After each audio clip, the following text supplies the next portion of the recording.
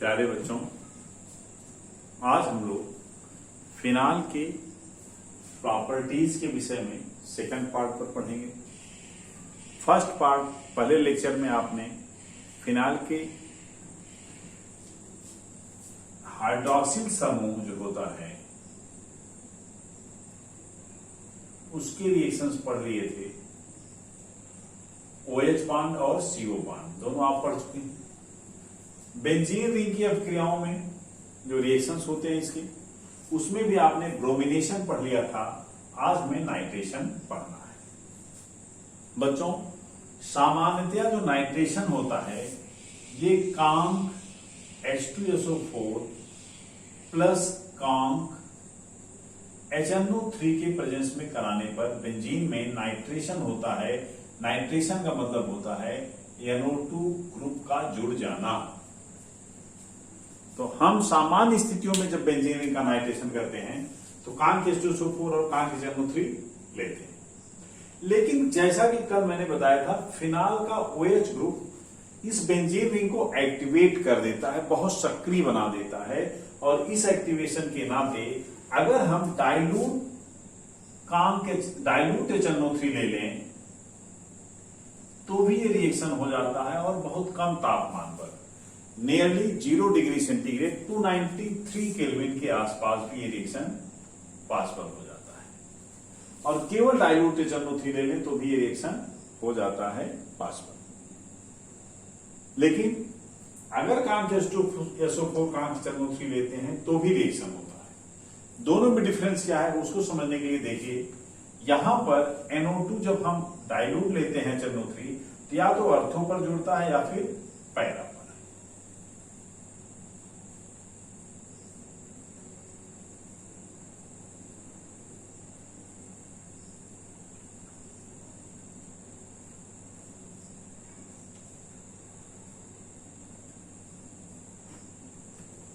OH यहां पर है, ये अर्थ हुआ और ये para.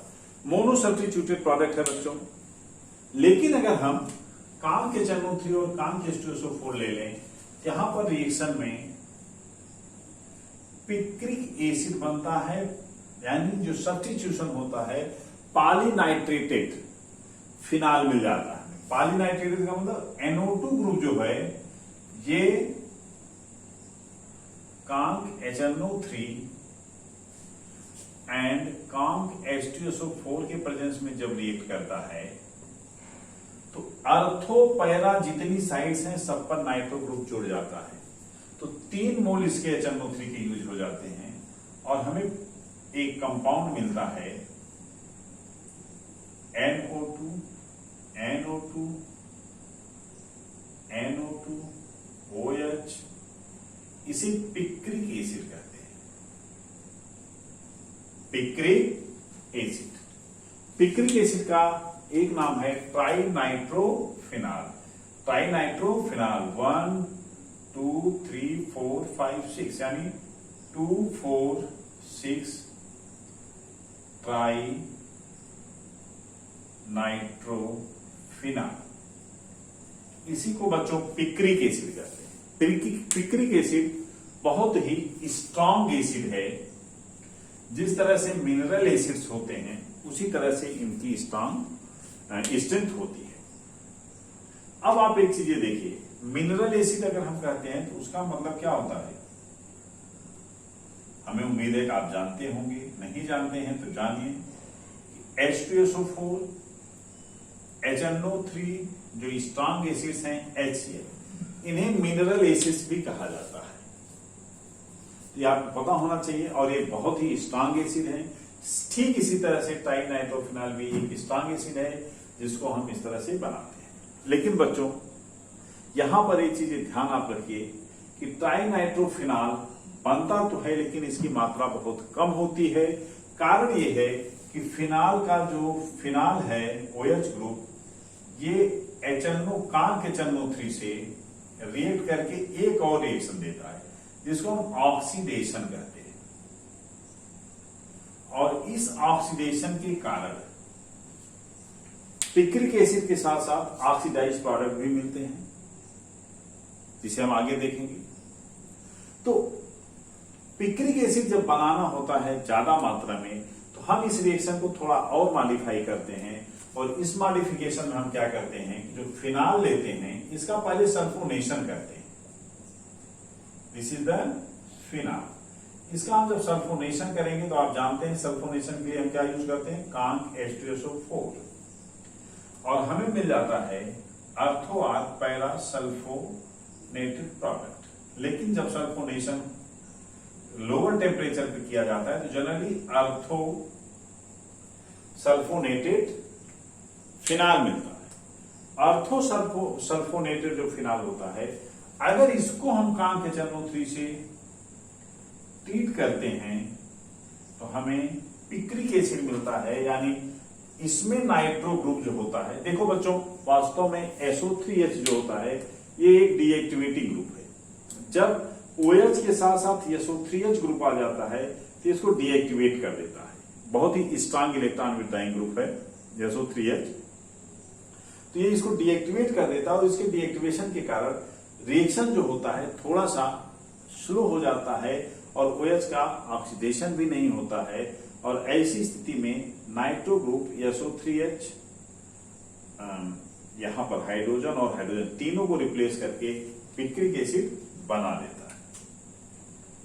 Then this is the picric acid. ये यूनिक मेथड है, इसको आप जानते रहिए। NO2 यहां पर भी NO2, this is the NO2। तो इस तरह से हम पिक्रिक एसिड को बना सकते हैं। अब नेक्स्ट रिएक्शन हम लोग देखते हैं सल्फोनेशन। तो सल्फोनेशन में आप यहां तक दिखा सकते हैं, phenol plus conc H2SO4 gives out ortho sulphonated phenol main product. थोड़ा बहुत मात्रा में पैरा सल्फोनेटेड फिनाल भी मिलता है। लेकिन बच्चों, अगर यही रिएक्शन हम बहुत हाई टेम्परेचर पर 593 के आसपास करते हैं तो हमें पैरा सल्फोनेटेड फिनाल मिलता है, जो कि ज्यादा मात्रा में मिलता है। उसका रीजन ये होता है कि अर्थो प्रोडक्ट जो बनता है ये रीअरेंज होकर के चेंज हो जाता है पैरा प्रोडक्ट में। तो सल्फोनेशन आप देख सकते हैं इस तरह से भी सामान्य रूप से। ये सल्फोनेशन का भी एक एग्जांपल हुआ यहां पर। अब इसके बाद है Friedel craft reaction. Friedel craft reaction आप देखिए क्या होता है।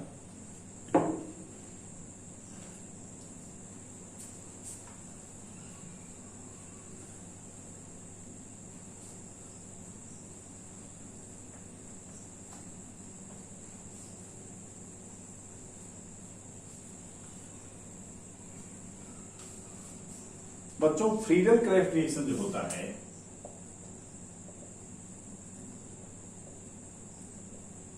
ये दो तरह का होता है, और दोनों ही तरह के रिएक्शन एनहाइड्रस अनाद्र। एनहाइड्रस का मतलब क्या होता है, अनाद्र। अनाद्र का मतलब जिसमें नमी न हो। एनहाइड्रस AlCl3 के प्रेजेंस में कराए जाते हैं। पहला है एल्काइलेशन। एल्काइलेशन जो होता है वो किसी एल्किल हैलाइड के प्रेजेंस में AlCl3 के साथ जब रिएक्शन कराते हैं तो R group as a substituent hydrogen को अर्थो पैरा पर रिप्लेस करता है, और हमें एल्काइलेटेड फिनाल मिल जाता है। जैसे अगर हम देखें, this is a phenol plus RX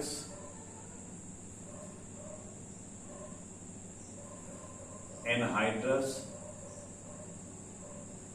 AlCl3। Then देखिए हमें क्या मिलेगा, अर्थो या para substituted phenol OH R, या फिर मिल जाएगा यहां पर X, और यहां का H या पैरा का H निकल जाएगा, -HX हो जाएगा, और यहां पर हमें अर्थो या पैरा प्रोडक्ट मिलेगा। लेकिन ध्यान देना है कि पैरा प्रोडक्ट जो होता है ये मेजर प्रोडक्ट होता है। तो इस तरह से बच्चों एल्काइलेशन हुआ। सेम इसी तरह से एसाइलेशन होता है। एसाइलेशन कल हमने आपको बताया था, RC double bond O group जुड़ने को हम एसाइलेशन करते हैं। यहां पर एसाइलेशन जो होगा वो बेंजीन रिंग पर होगा, और यहां पर भी हम एसाइलेशन के लिए एसिड हैलाइड लेते हैं in presence of anhydrous AlCl3 anhydrous AlCl3 अगर हम लेंगे बच्चों, यहां पर RCO ग्रुप हाइड्रोजन को रिप्लेस कर देगा। किस तरह से होगा इसको आप देख लीजिए।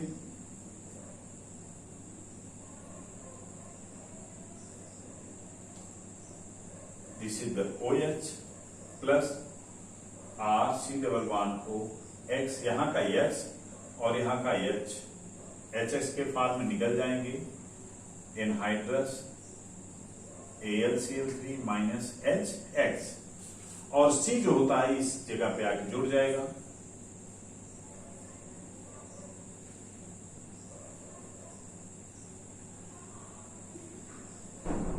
या फिर हमें मिल जाएगा para product OH C⋯OR। Para product यहां भी मेजर प्रोडक्ट है। यह है एल्काइलेशन। और दूसरा एग्जांपल हमने लिया है एसाइलेशन का। दोनों को ही हम फ्रीडर क्रेफ्ट रिएक्शन कहते हैं। जब एल्काइलेशन होता है जिसको फ्रीडर क्रेफ्ट एल्काइलेशन कहा जाता है, और जब एसाइलेशन होता है जिसको हम फ्रीडर क्रेफ्ट एसाइलेशन करते हैं। अब हम लोग कुछ और एग्जांपल्स देखेंगे जो कि इसी तरह के हैं, इलेक्ट्रोफिलिक सब्स्टिट्यूशन टाइप के ही रिएक्शन हैं। उसमें से बेटा सबसे पहला है कोल्बे स्मिथ रिएक्शन। लेकिन कोल्बे स्मिथ रिएक्शन एक रीअरेंजमेंट रिएक्शन भी है, उसको देखिए आप क्या होता है।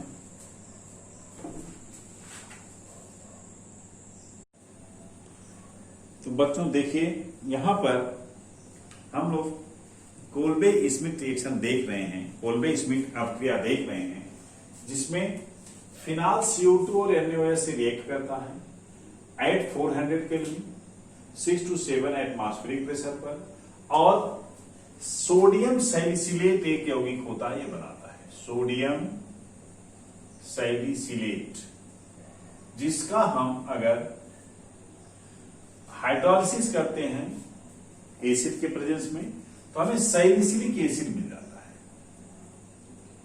एसिड मिलता है, जो कि बहुत ही इंपॉर्टेंट है।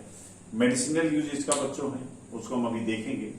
पहले इस रिएक्शन को आप समझिए, कोल्बे स्मिथ रिएक्शन, जिसमें कार्बन डाइऑक्साइड CO2 रिएक्ट करता है फिनाल से इन प्रेजेंस ऑफ NaOH, और सैलिसिलिक एसिड मिलता है जिसमें OH के अर्थो पोजीशन पर COH है। बच्चों पैरा सैलिसिलिक एसिड भी हमें मिल सकता है, पैरा पोजीशन पर भी COH होता है, लेकिन इसका अमाउंट बहुत ही कम होता है। अब हम ये देखेंगे, अगर पैरा सब्स्टिट्यूटेड एसिड नहीं है, हमें अर्थो बोला है, सैलिसिलिक एसिड है, इसका यूज क्या है। लेकिन इसके पहले इस क्रिया की थोड़ी सी क्रिया विधि मैकेनिज्म हमें देखना है कि ये रिएक्शन किस तरह से होता है, कैसे हमने इसको इलेक्ट्रोफिलिक कह दिया था। तो देखिए, मूल रूप से पहला जो होता है स्टेप, उसमें फिनाल रिएक्ट करता है NaOH से और सोडियम फेनॉक्साइड बना लेता है।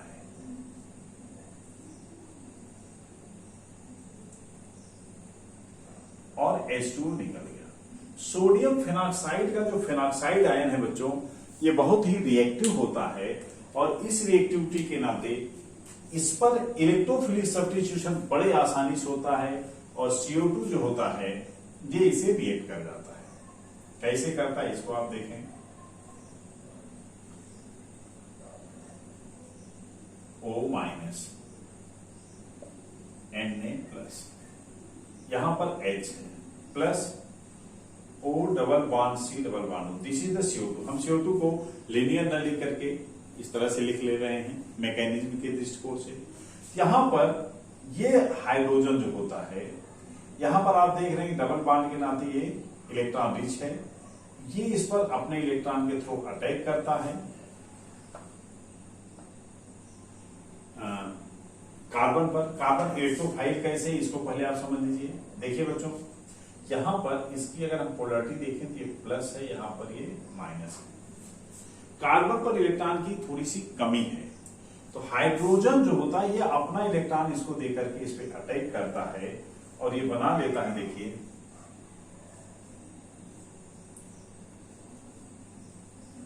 O माइनस Na प्लस, और यहां पर C डबल बॉन्ड O पर माइनस चार्ज आएगा, और H प्लस जो यहां पर निकल रहा है ये H प्लस इसके साथ जुड़ जाएगा। लेकिन बच्चों जैसे ही ये बनता है तुरंत ही रीअरेंज होगा, क्योंकि एसिड जो होता है ये स्ट्रांग होता है एसिडिक ग्रुप COO ग्रुप, ये H प्लस O को दे देगा और ये खुद ले लेगा, क्योंकि ये स्ट्रांग एसिड है तो ये H प्लस देगा, और ये O माइनस इसकी तुलना में वीक है तो ये H प्लस को ले लेगा, और यहां पर देखिए हो जाएगा फिनाइल सैलिसिलेट,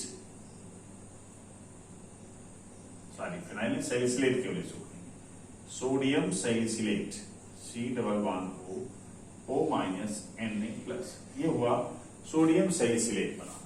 अब सोडियम सैलिसिलेट जो बन गया है, जब इसका हम जल अपघटन करेंगे H प्लस हाइड्रोलिसिस करेंगे वाटर के साथ, हमें सैलिसिलिक एसिड मिल जाएगा,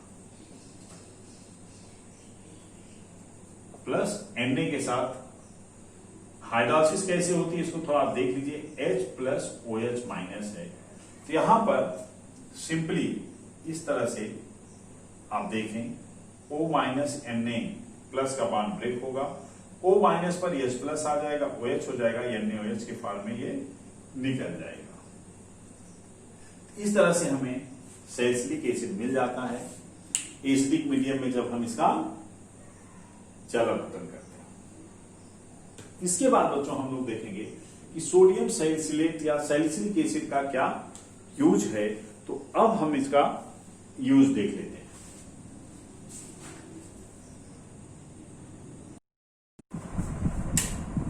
प्यारे बच्चों देखिए, हम सैलिसिलिक एसिड के यूज के विषय में आपसे बताए थे, इसे हमें देखना है। तो सैलिसिलिक एसिड का यूज क्या हो सकता है, देखिए this is the salicylic acid. पहला यूज है एस्पिरिन के निर्माण में। एस्पिरिन एक मेडिसिन है, आप इसके विषय में अच्छी तरह से जानते हैं, जिसका नाम है 2-एसिटाक्सी बेंजोइक एसिड। बच्चों इसे बनाने के लिए रिएक्शन ऑफ एसिटिक एनहाइड्राइड यानी सैलिसिलिक एसिड का रिएक्शन एसिटिक एनहाइड्राइड से कराया जाएगा, तो एस्पिरिन हमें प्राप्त होगी। एस्पिरिन जो होती है वह एक पेन किलर एनाल्जेसिक यानी दर्द निवारक दवा है, दर्द निवारक दवा है। पहले ये फंडामेंटल चीजें आप हमेशा याद होनी चाहिए, क्योंकि इन पर क्वेश्चन कंपटीशन बोर्ड हर जगह पूछे जाते हैं। एस्पिरिन क्या है, 2-एसिटाक्सी बेंजोइक एसिड। बनाया कैसे जाता है, सैलिसिलिक एसिड का एसिटिक एनहाइड्राइड से रिएक्शन करा के। यूज कहां होता है, as a painkiller analgesic के रूप में यूज होता है। इतना जब आपको याद रहेगा, ये आप नोट कर लीजिए इसको। इसी तरह से सैलाल दूसरा है मेडिसिनल कंपाउंड, जिसे हम फेनिल सैलिसिलेट कहते हैं। फेनिल सैलिसिलेट जो होता है, ये देखिए जितने भी यौगिक हम देख रहे हैं या तो COOH या फिर OH से रिएक्ट करके बनते हैं। बच्चों सैलाल जो होता है वो फिनाल के साथ इसके रिएक्शन से बनता है।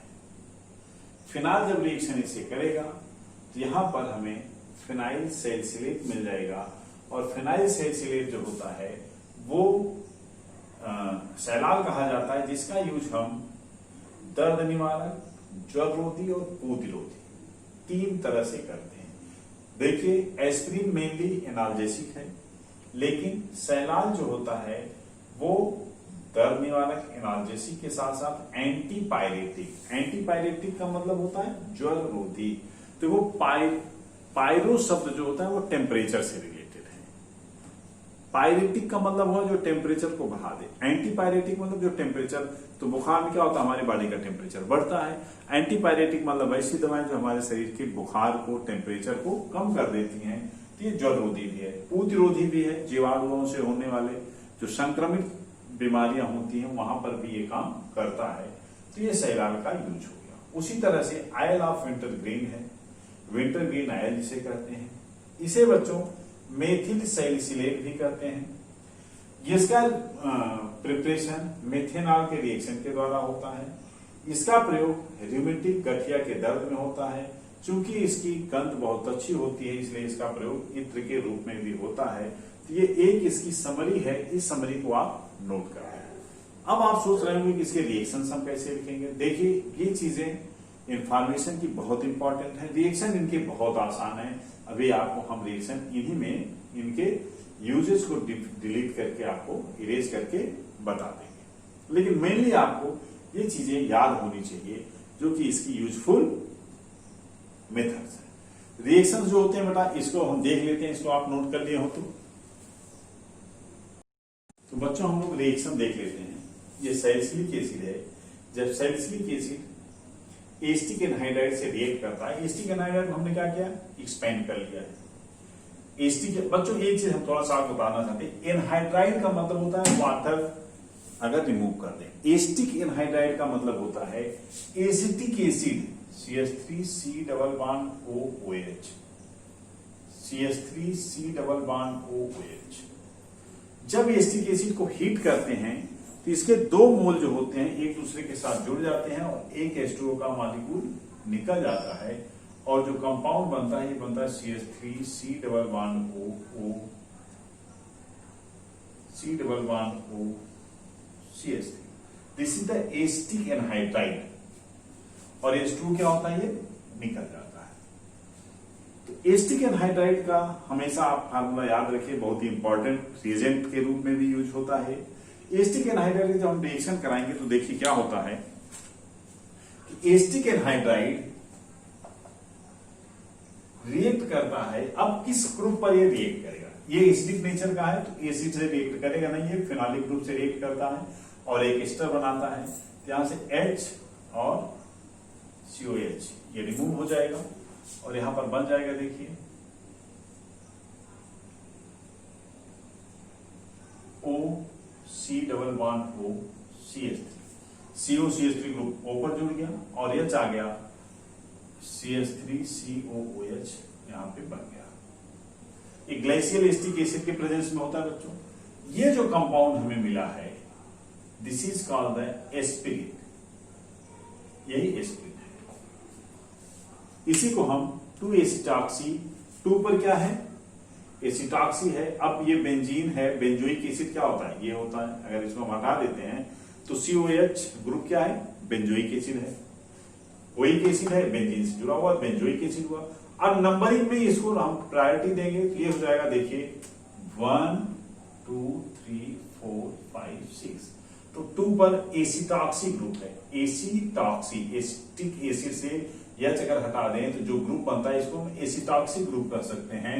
तो दिस इज द एसिटेट जो होता है एसिटॉक्सी 2-एसिटॉक्सी बेंजोइक एसिड। अब हम देखते हैं सैलाल। सैलाल में आपने देखा था ये फिनॉल से रिएक्शन करने पे होता है।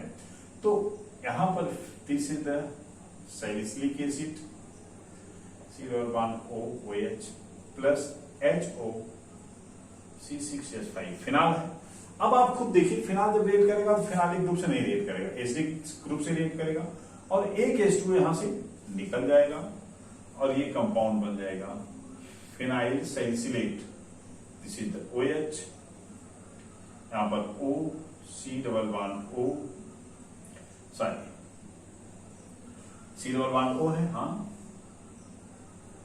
C डबल बॉन्ड O, यहां पर इससे क्या जुड़ जाएगा, O फिनाइल जुड़ जाएगा प्लस H2 निकल गया। This is the phenyl salicylate. Salicylic acid ये है इतना हिस्सा, जैसे एसिटिक से H निकल जाता है तो एसिटेट बनता है, ठीक उसी तरह से सैलिसिलिक से H निकल जाएगा तो सैलिसिलेट बनेगा। चूंकि इसमें फेनिल ग्रुप है इसलिए एक एस्टर है ये, और इस एस्टर का नाम क्या है, फेनिल सैलिसिलेट। इसी तरह से बच्चों जब हम एल को मेथेनॉल से रिएक्ट कराएंगे तो भी इसी तरह से सेम रिएक्शन होगा। ये भी एल्कोहल है, एल्कोहलिक ग्रुप से रिएक्ट नहीं करेगा, प्लस HO CH3 देखिए मेथेनॉल है, तो यहां पर भी OH ग्रुप इसी से रिएक्ट करेगा और H2O निकल गया। और ये मेथेन का रिएजेंट हो गया OH C double bond O CH3।